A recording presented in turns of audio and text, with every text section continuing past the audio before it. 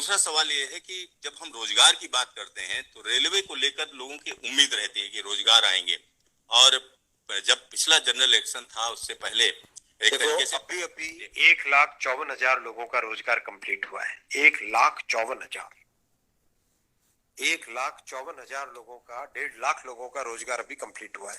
Employment orders मिल गए, लोगों का रजिस्ट्रेशन हो गया, आगे जॉब में अब उनके ट्रेनिंग के लिए लोग जाने लगे। जैसे ही प्रोसेस कंप्लीट हुआ, नेक्स्ट प्रोसेस चालू हुआ। बहुत लंबे समय से सबकी डिमांड थी कि इसको एनुअल बनाया जाए। एनुअल इसलिए बनाया जाए, अगर 4-4, 5-5 साल के गैप में आता है तो कई लोगों की एज निकल जाती है उसमें से, राइट। इसीलिए अब एनुअल सिस्टम की तरफ मूव कर रहे हैं।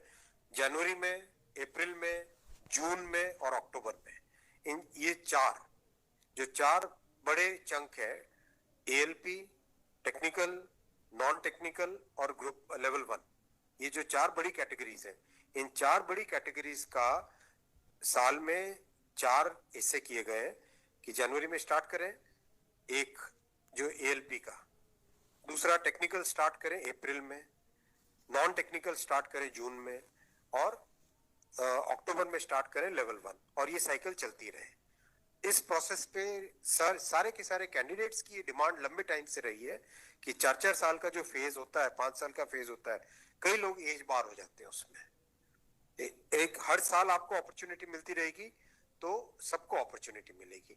इस थिंकिंग के साथ आगे बढ़े, और इसी थिंकिंग और इसमें भी जितनी रिक्वायरमेंट थी उससे ज्यादा अभी नोटिफाई किया है। 1 साल के हिसाब से जो रिक्वायरमेंट है, 1 साल के हिसाब से अगर जैसे लोको पायलट का मैटर है, कितने लोग रिटायर होते हैं उससे ज्यादा लिए हैं, राइट। टेक्नीशियन का है तो टेक्नीशियन का जो अप्रैल के आसपास, अप्रैल से पहले निकल आएगा, क्योंकि हम लोग वो मॉडल कोड ऑफ कंडक्ट को भी अवॉइड करना चाहते थे, वरना नॉर्मल प्रोसेस में अप्रैल में निकलता टेक्नीशियन का, पर मॉडल कोड ऑफ कोड को अवॉइड करने के लिए पहले निकाला है।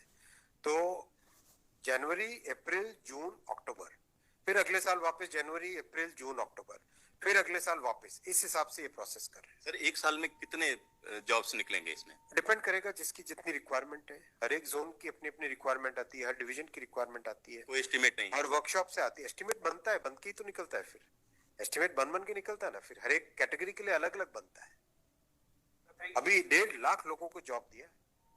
आप सोचिए उस एग्जाम की कॉम्प्लेक्सिटी, 500 से ज्यादा शहर, कितनी शिफ्टें, 1000 से ज्यादा शिफ्टें, 15 लैंग्वेजेस, 1-1 करोड़ लोग एप्लीकेशन। कहीं पे कोई कंप्लेंट आई? 0 कंप्लेंट। कहीं पे कोई paper leak? 0 paper leak. Complete हुआ ना एकदम ट्रांसपेरेंटली। पार्लियामेंट में हमारी ऑपोजिशन के लोग, कांग्रेस के एक एमपी बोले कि आश्चर्यचकित है कि इतना बड़ा एग्जाम कैसे बिना कोई पेपर लीक के हो गया। तो एक उस चीज को भी तो देखो। Thank you sir.